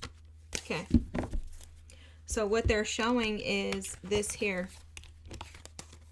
In order for you to to be able to move into the abundance, which is what they have for you with this Ace of Pentacles and the Chariot here with the Eight of Wands. Quickly, they're trying to quickly get you into this. It's like they want to pour more into you. They want to flood more into you, but they're needing you to release the past and pour into yourself first. So sometimes, and this has happened to me, guys, sometimes spirit wants to give us something that is just for us. What I mean by that is sometimes we want to keep the wrong people around us without knowing. And I do think this is a part of like a Kundalini awakening, a spiritual awakening, whatever you want to call it. I think this is a part of it, is releasing people or putting them in the appropriate place before you begin to receive your manifestations. So what this looks like for you is that you have some energies, could be energies of the past, could be family, could be children, could be siblings, could be friends. Okay, it could be anybody, guys. Let's just say that. It could be anybody with 3 of Cups, 6 of Cups. But it's an energy that is connected to a desire to keep people around. When you go out to eat, you could be the one that says, I want to pay for everybody every time, and overpaying, like paying more than you should or doing more than you should. But it's taking your harvest. I see you maybe being aware of this, maybe even looking into opportunities to figure out how to deal with these energies or these people, right? Like, I need to figure this out. I need to learn. Sorry, they're just yelling out there. It's like, I see you saying, I need to learn how to work through this energy. You may want to even try to, and I see this here, you may even be trying to, not that you may want to. Well, you may want to, or you may be trying to get away from this energy. Like, oh my God, I got to figure out how to get away. But I also am seeing that as like a running energy with the Knight of Wands, because he's kind of impulsive. He just kind of wants to no, I'm out of here. Like, forget it. So I think that you're being asked to be more aware and attentive of how you're showing up when it comes to your finances with the people that are around you or a part of your pack, and to maybe go within and do quiet reflection, as that Private Universe card reads, in order for you to really assess what it is that that you should and shouldn't be doing based on where you want to see yourself. And I think that this is going to be shifted by you pouring into yourself. So from now till the full moon on the 3rd of March, I would absolutely practice releasing attachments to money, people, places, and things. If you look up on YouTube, Mooji, Mooji, he has a video on like the art of detachment. I would maybe watch videos on how to properly detach. Detaching doesn't mean you don't have anything to do with people. It just means that you detach yourself from any expectations, meaning I'm no longer operating from a space of fear where I give you money or I take care of you or I do more for you financially than I feel comfortable with for the sake of you staying around. Okay? Detaching from the need to be validated by someone else. Instead, you learn to attach to the validation that you already have within you, because you're showing up with this Queen of Wands energy, which shows someone who is very courageous, someone who's very passionate. This also is always like mommy energy. And my mommy is a Leo, guys, and she does not play about her pact. Okay, so this is definitely given those vibes of mommy vibes, wanting to protect. And so be cautious and careful as to how you show up in that area of your life. You may want to overprotect if you had mommy issues that you haven't fully addressed within yourself. But overprotection would be stepping into the boundaries of God as well. Okay, so kind of maybe drawing a line in the sand and assessing, and that's where the King of Swords can come into play. Okay, like the King of Swords is very logical, he's very practical, he's very much aware of like the bigger picture, and he recognizes things very quickly. He's not sitting in the energy of emotions. He's not using his emotions at all. And I think that that's the big thing for you, is to maybe work on removing your emotions from experiences that have to do with your money. And I think that would allow you to see things from a more tangible perspective, logical perspective, and also help you to see the big picture. Because the King of Swords, guys, remember, the King of Swords is the individual, like they always say, the King of Swords is like the man in the suit. So this would be a judge, a police officer, a lawyer, a correctional officer, that type of energy, an authoritative figure. They are going to discipline. They're not coming in to save. They're operating from a space of, I'm going to discipline you to teach you the lessons so that you can grow into becoming an individual that you need to be. And this is something that I have to learn to utilize with my son. Every time he says something is wrong, I'm like, oh snap, now I gotta figure out how to tap into my King of Swords energy, because I'm this Queen of Wands too, and I'm like, oh my god, I want to save him. And then I have to say, you're not his savior. Step back, buddy. You're not helping him to become the best human being that he could be. So that may be something for you. I don't know, guys. That's intense energy. But it's even more intense to operate from this space of fear, because it doesn't allow you to relax.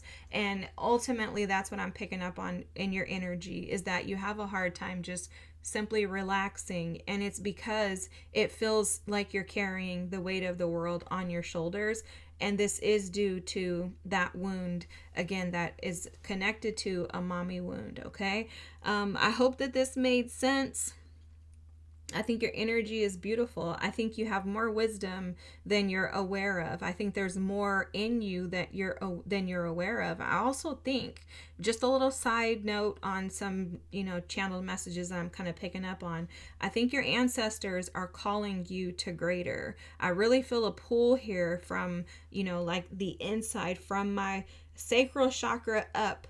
Like I can feel a rope being pulled up, trying to come out. So it's like they're trying to bring something out of you, and it is an expressive version of you that is free, that is relaxed, that is full of joy, that is peaceful, and that is detached from stress, and detached, more importantly, from this fear. So they're pulling this out of you so that they can utilize you and assist you and support you in ways that will assist and support others. In order to do so, it is going to be and require a risk, guys. And I know that's where fear will become even greater.